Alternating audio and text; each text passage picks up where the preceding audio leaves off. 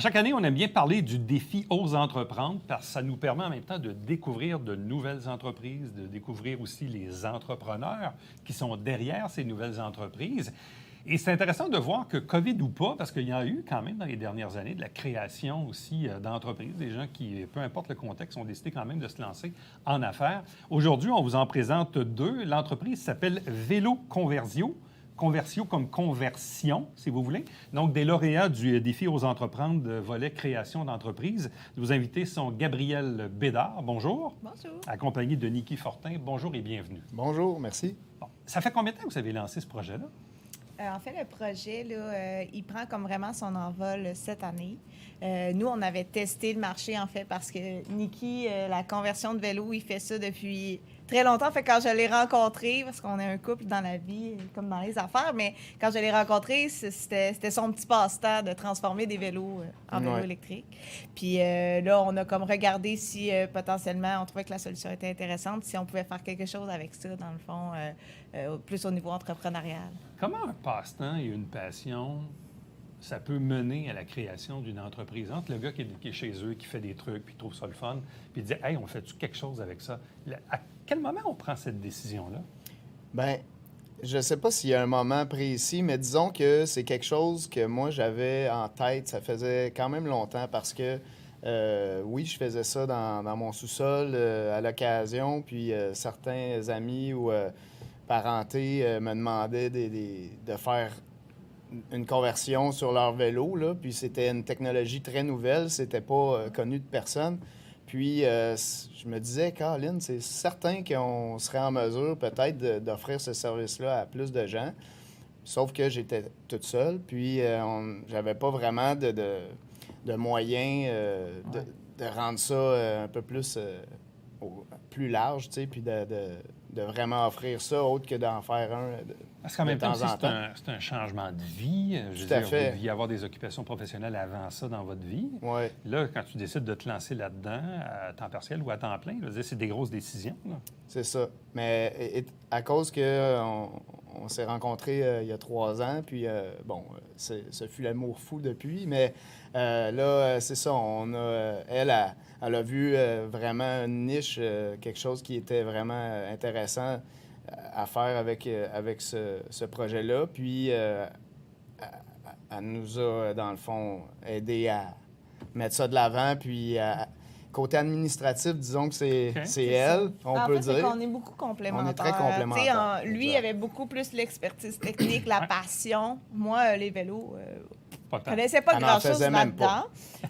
Mais tu sais, moi, j'avais plus le côté, c'est ça, pratico-pratique. Fait que, tu sais, en fait, je crois que c'est un coup de chance parce que je ne sais pas si c'est tout le monde qui a l'opportunité, comme nous, d'avoir cette chance-là de rendre leur passion leur métier. Mais nous, en fait, c'est qu'on est tombé, je pense, avec une tellement bonne combinaison que où ce que lui était moins fort, moi, j'avais mes forces, puis où ce que moi, j'ai mes faiblesses. Ouais. Qu'est-ce que vous faisiez dans la vie avant? Moi, en fait, je travaille encore à temps partiel. Je suis physiothérapeute pour le CLSC ici à Saint-Jean-sur-Richelieu. Ouais. Donc, bonjour à mes patients, s'il y en a qui me voient. Fait que c'est ça. Là, moi, je travaille encore à temps partiel, dans le fond, pour le CLSC en ce moment. Et dans ton cas? Moi, je suis électromécanicien de métier depuis maintenant 8 ans.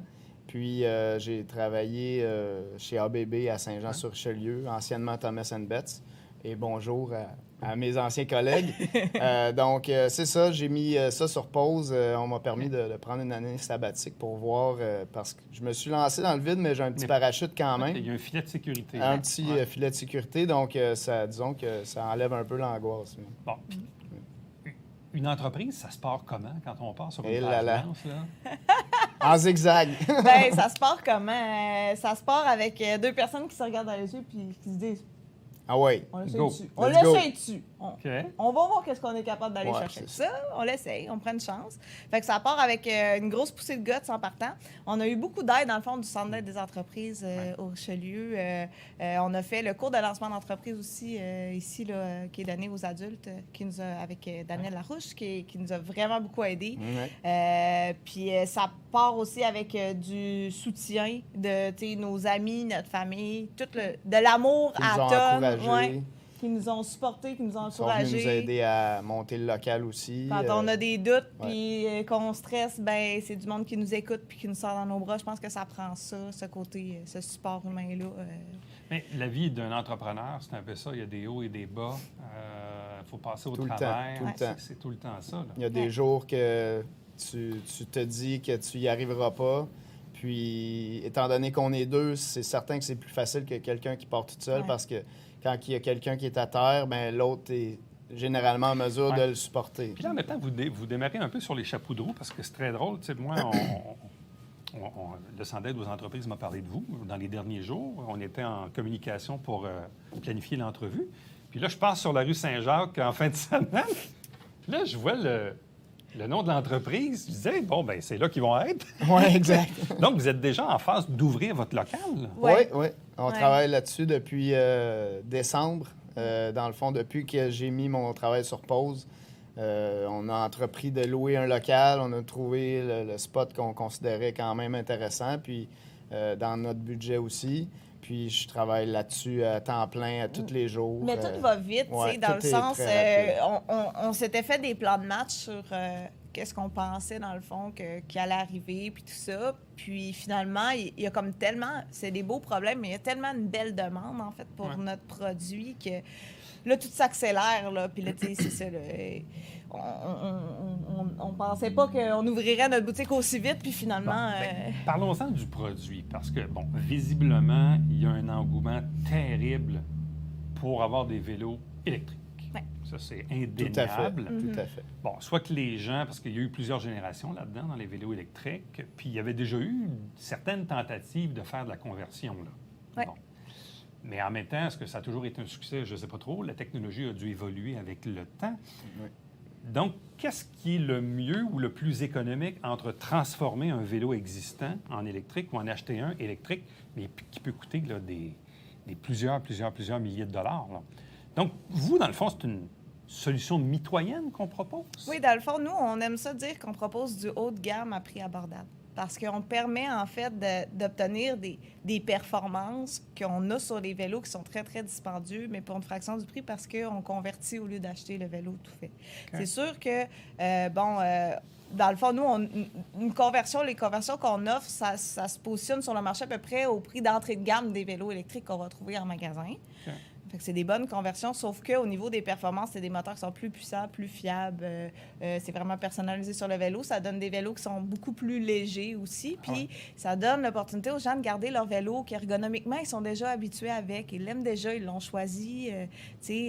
Puis même pour l'environnement, s'ils ont déjà leur vélo, ben au lieu de surconsommer puis de dire j'en rachète Ouais. un autre neuf, ben je fais juste transformer celui que Ben, j'ai c'est déjà. un peu ça le questionnement. Parce que je me mets à la place de quelqu'un, disons, qui vient de dépenser, disons, 1000 ou 1500 $ pour un bon vélo il y a quelques années. Ouais. Puis il dit, ouais, j'aimerais ça d'en avoir un électrique, mais là, je viens de m'en acheter un. il y a Qu'est-ce que 2 tu ans, fais à 1000 avec? piastres. Puis il faisait ton affaire. Il faisait l'affaire, il mais était- oui, mais j'aimerais ça qu'il soit électrique. Mais je suis pas prêt à payer 5000 pour en acheter un neuf électrique. C'est ça. C'est là qu'on arrive. Ouais. Est-ce que c'est compliqué de faire ça? C'est certain que ça prend une expertise minimale, disons. Moi, j'ai fait évoluer le produit au fil du temps. J'ai apporté des correctifs aux différents problèmes que je rencontrais. Donc, moi, dans le fond, un des facteurs qui est important pour moi, c'est la fiabilité à long terme, puis aussi le look, puis la fonctionnalité. Donc, je veux que le système soit bien fait, puis que ça soit pas, disons, du raboutage, là, si Ouais. on peut dire. Là. Donc, c'est ça. Donc, j'ai designé une boîte avec un logiciel 3D, puis je l'imprime avec une imprimante 3D pour c'est collé en dessous du moteur. Les fils sont cachés à l'intérieur, donc ça les protège contre les intempéries, puis la saleté, puis tout ça. Puis, c'est ça. Donc, une installation propre, puis que ça soit justement durable, puis facile aussi à entretenir. Mais c'est certain que, tu sais, nous, on fait toutes sortes de vélos. En fait, on fait les vélos hybrides standards, vélos de route, vélos de montagne, fat OK. bike.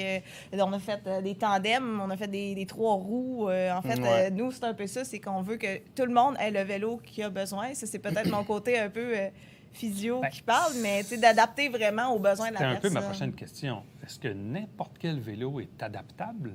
Euh, Et transformable à Jusqu'à l'électricité? présent, Il y en a jusqu'à pas présent, qu'on a. j'ai pas rencontré de vélos ouais. qui m'ont. C'est certain qu'il y en a qui sont plus compliqués que d'autres à transformer parce que physiquement, ils sont pas tous pareils. Là. Ouais. La géométrie des vélos est toute différente, mais 99% du temps, c'est faisable. Le moteur, là, il est dans le pédalier, dans la roue en arrière, la batterie, elle va où? Comment ça marche? Principalement, nous, on encourage le système au pédalier parce que on considère que c'est un système qui est mieux fait, puis plus performant, plus économique aussi en énergie. Donc, on va faire une plus grande distance avec le moteur au pédalier. Le vélo est mieux balancé, plus léger. Bon, ça apporte plusieurs avantages. C'est possible, dans certains cas, d'installer un moteur roue, sauf que généralement, les personnes qui ont ça en tête, quand ils essaient le système au pédalier, ils vont vers ça. OK. Puis... Dans le fond, c'est ça, c'est qu'on va retirer le pédalier, où sont les pédales, on insère le moteur Là. ouais. La batterie, dans le fond, on va s'adapter un peu comme dit Niki, au style du vélo. C'est certain que, bon, si on peut mettre la batterie au cadre, on va préférer la mettre là un peu pour une question de balancement, Ouais, pour vraiment garder le poids au centre. Toutefois, souvent, les vélos de femmes, en fait, le problème qu'on a, c'est que vu que les barres ou les step-through, les vélos qu'on peut embarquer, les barres sont plus basses. Fait qu'on offre aussi des racks qui sont conçus pour ça. Là. Dans le fond, c'est pas... Un On porte-bagages. visse pas la batterie sur le rack. Là. C'est des racks qui sont conçus pour ça. La batterie se glisse à l'intérieur. On va quand même mettre les sacoches et tout ça. En plus, ça C'est quoi dissimule la l'autonomie, batterie. à peu près? Ça dépend. Notre système d'entrée, qui est avec la plus petite pile, on considère minimalement 60 km. Ouais, 60 à 80, la petite. 80. pile. Mais tu sais, on a plusieurs types de batteries dans le fond. On offre plusieurs gammes d'autonomie. Fait que ça Ouais. peut monter jusqu'à 200 km là, avec Et notre quand plus grosse on batterie. parle d'entrée de gamme pour quelqu'un qui fait transformer son vélo, on parle de quoi? On parle de 1000, de 1500, de 2000 de 3000 Ça commence à 1498 Ça commence à 1400. Donc, mettons 1500 Ouais. pour faire un chiffron. Puis à ce prix-là, dans le fond, c'est quand même, c'est l'entrée de gamme, mais c'est quand même très haut de gamme, comme on disait. Notre entrée C'est de ça, gamme exact. est haut de gamme parce que c'est le moteur 500 watts, c'est le plus puissant qui est autorisé Ah au ouais, Canada. Puis 13 ampères-heure, c'est quand même beaucoup plus que ce qu'on peut Une voir. très bonne ouais. Une très bonne autonomie. Souvent, la 13 ampères-heure, certains manufacturiers n'ont même pas ça avec un vélo à 6 000 là. OK. En terminant rapidement, ailleurs au Québec, dans le monde, est-ce qu'il existe des compagnies comme vous qui se font la même spécialisent dans la chose? conversion? En là, des Australie, vélos? c'est vraiment populaire. Il y a Ah ouais? comme des grosses entreprises de ça, là, avec des grosses usines gigantesques. Au Québec, ça commence, là, sporadiquement, il y en a un petit peu. Ouais. Puis on pense que l'avenir est là-dedans. Là. Bien, on vous souhaite bonne chance, on vous félicite et en même temps, on invite les gens. Donc, si vous êtes curieux à l'égard de savoir un peu ce qu'ils font, bien, c'est sur la rue Saint-Jacques, là, dans le même building où il y a Boom Liquidation en face du vendeur d'automobiles d'occasion. là, Exact. pour situer les gens sur la Exactement. rue Saint-Jacques. Évidemment, médias sociaux, site web et compagnie. Donc, bonne chance à vous. Merci. Merci Belle infiniment. entreprise. Restez avec nous. On vous revient tout de suite après ceci.